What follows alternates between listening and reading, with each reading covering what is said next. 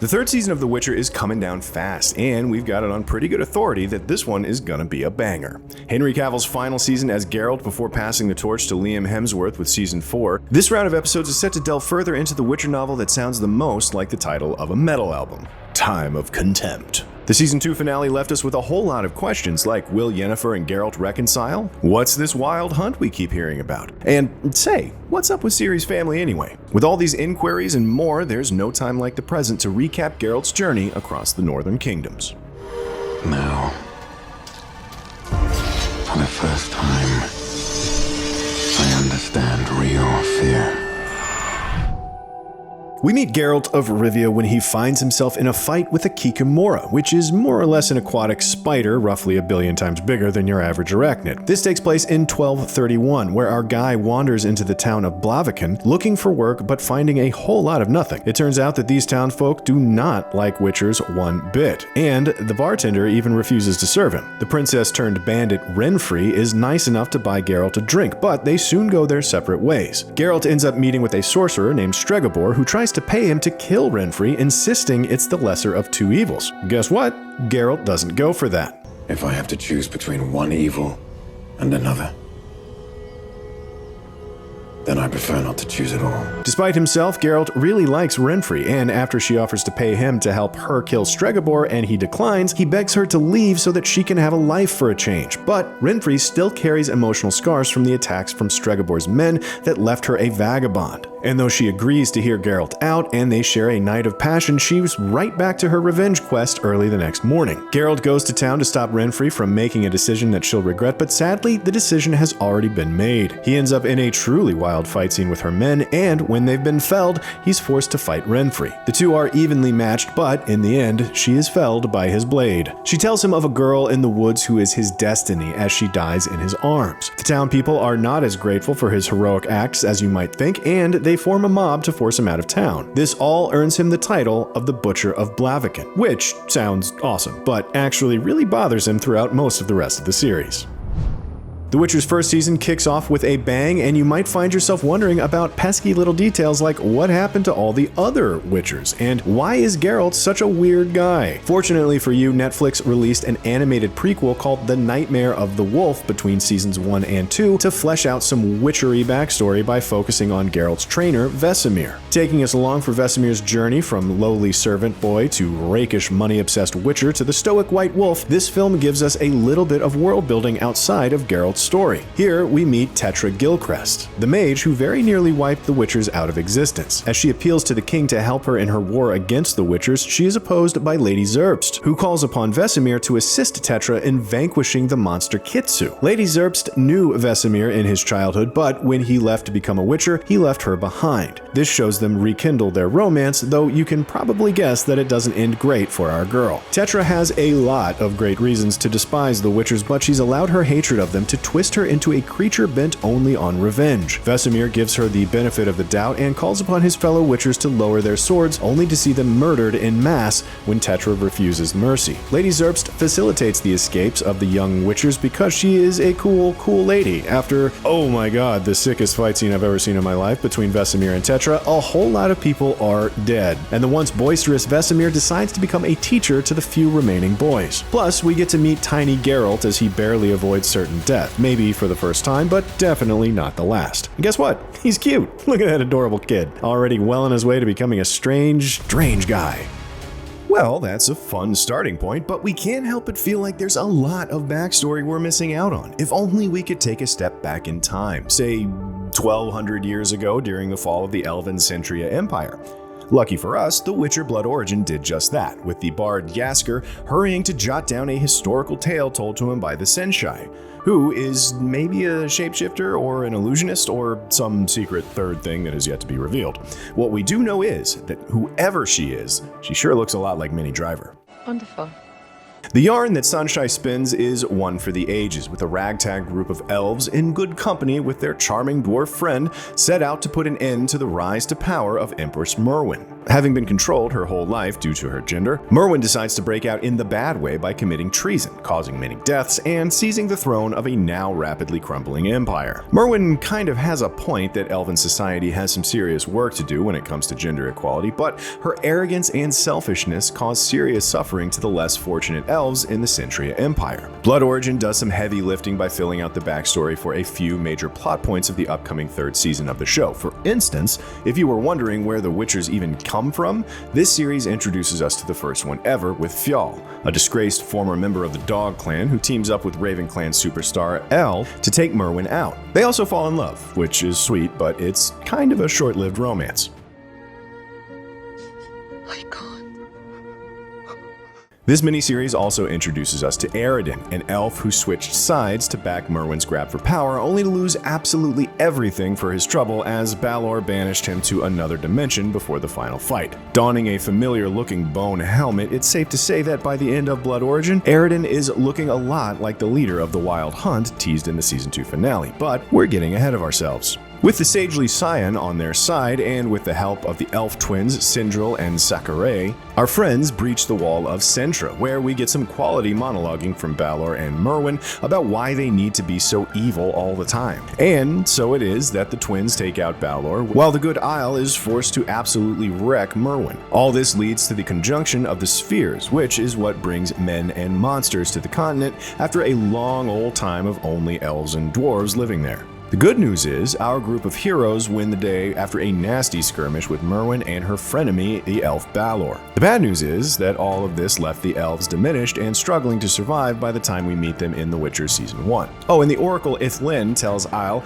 that her child shall carry forth the first note of a song that ends all times, and one of her blood shall sing the last. But honestly, that doesn't sound like anything we need to worry about, so let's move on.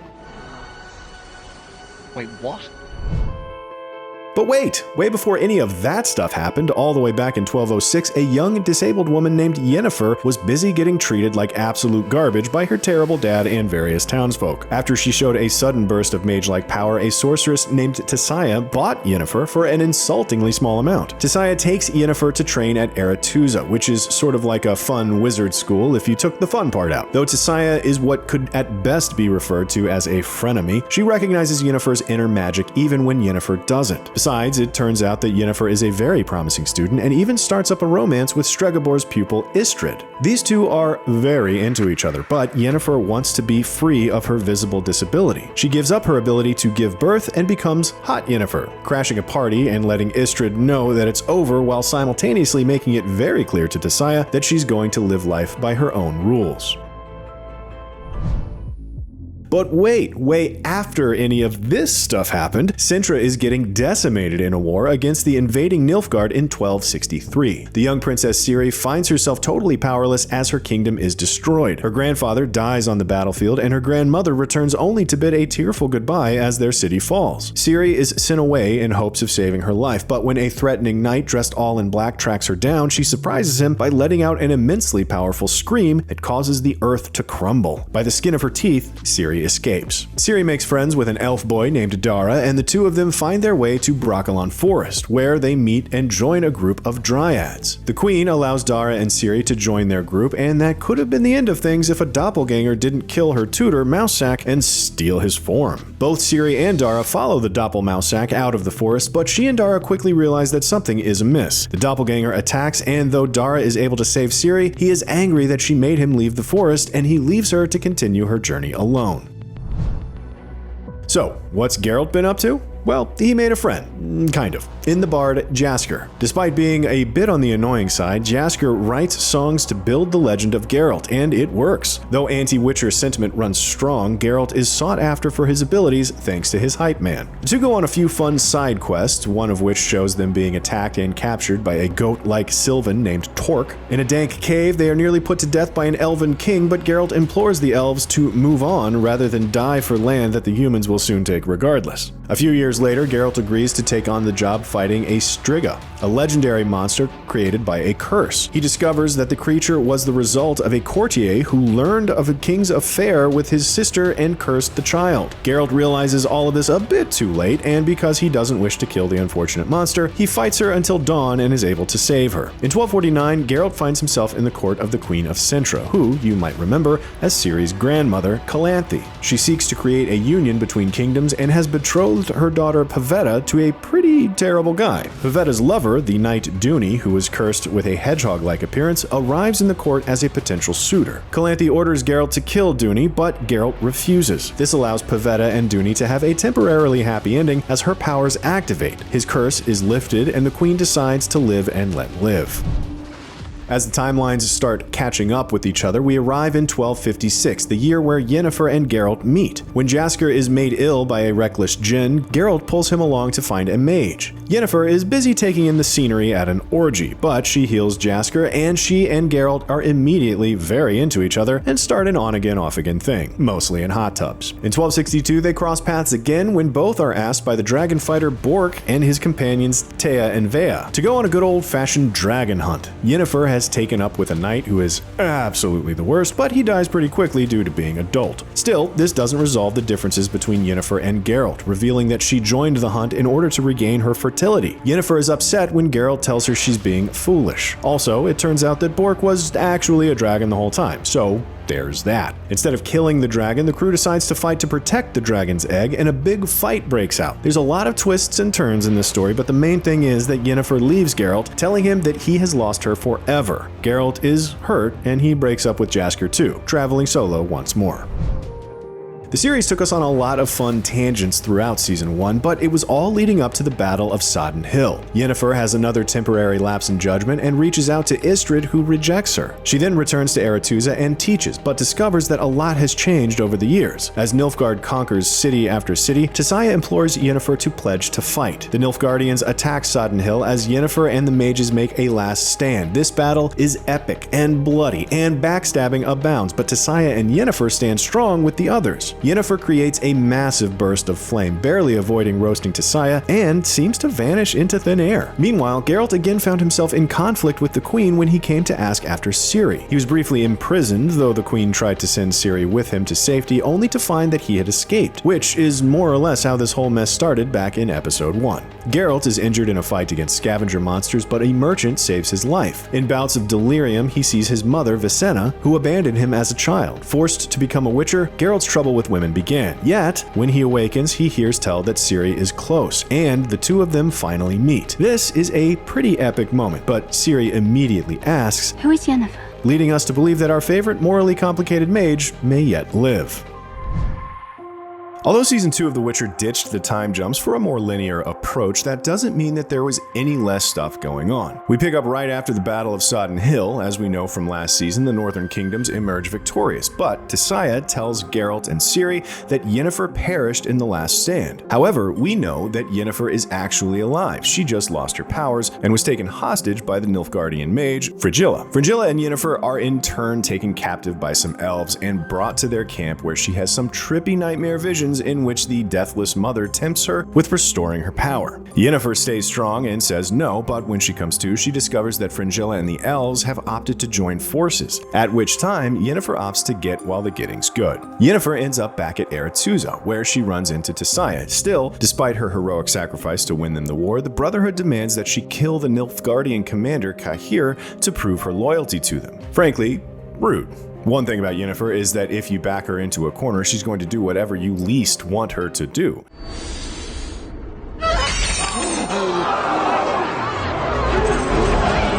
She frees Cahir and flees on horseback in a move that is classic Yennefer, if we're being honest. Meanwhile, Geralt has taken Ciri to Kaer Morhen, an old keep where Vesemir trains witchers. Realizing he won't be able to keep her safe, Geralt agrees that Ciri must be trained and brings in Triss Merigold to help counterbalance the frat house vibes of the Witcher's Hang. Triss sets about figuring out what Ciri's powers even are and discovers more about the prophecy that posits this tween as a major player in the prophecies about the end of the world. After hearing Triss's concerns, Geralt catches up with Yennefer's ex, Istrid, to fill in some blanks about the monoliths. These are places of great power that Geralt suspects may be letting demons sneak into their world. Geralt decides he needs to get Ciri someplace even safer. With Yennefer and Cahir on the run, they seek to find a man rumored to be able to provide safe transport out of the city. It turns out to be Jaskier, who has written a pretty intense breakup song about Geralt, which Geralt will almost definitely never hear.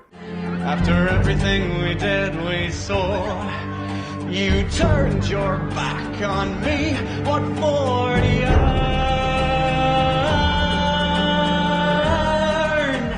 Jaskier runs afoul of, well, most people and is taken captive and tortured by a fire mage. Yennefer comes to his rescue, but the relief is short-lived as they are immediately taken by city guards. All this chaos finally breaks Yennefer, and she gives in to the Deathless Mother's temptation in hopes of regaining her power. What's the catch? Oh, she only has to deliver a kid by the name of Ciri to the mother, which should be no big deal. While all this is happening, Ciri's political tension is building as Tessia's lover, Vilgefortz, starts to show his true supervillain colors. Elf royalty Francesca's baby is assassinated, so she kills a lot of human babies in revenge, and Fringilla turns on Nilfgaard by poisoning a bunch of people and asking Cahir if he wants to do a team-up. Oh, and Ciri's dad is still alive and apparently a commander of Nilfgaard, but we don't even know what to do with that because there is a lot of other stuff going on. Yennefer and Geralt have a temporary reunion, but it's slightly tempered by her stealing his daughter and trying to deliver her to an immortal demon bent on destruction. Still, she grows to like Ciri and attempts to course correct, but sees that the mother has already been freed. The mother possesses Ciri and uses her to bring monsters from another dimension, killing many of Geralt's friends before Yennefer again sacrifices herself for the common good by taking the Deathless Mother on herself. Temporarily transported to the Deathless Mother's realm by Ciri, Geralt, and Yennefer are horrified to see that the mother is one of the famed Wild Hunt, who we don't know much about, but who definitely freak us out. Ciri transports them to safety, but with threats looming on all sides, chances are it's going to be short-lived. Wait a second, so is the Wild Hunt going to come after Ciri? How is Ciri's dad still alive? How's Vesemir going to deal with the fact that he just lost a lot of former students? What's Vilgefortz's deal anyway? Chances are, we're about to find out in Netflix's The Witcher Season 3.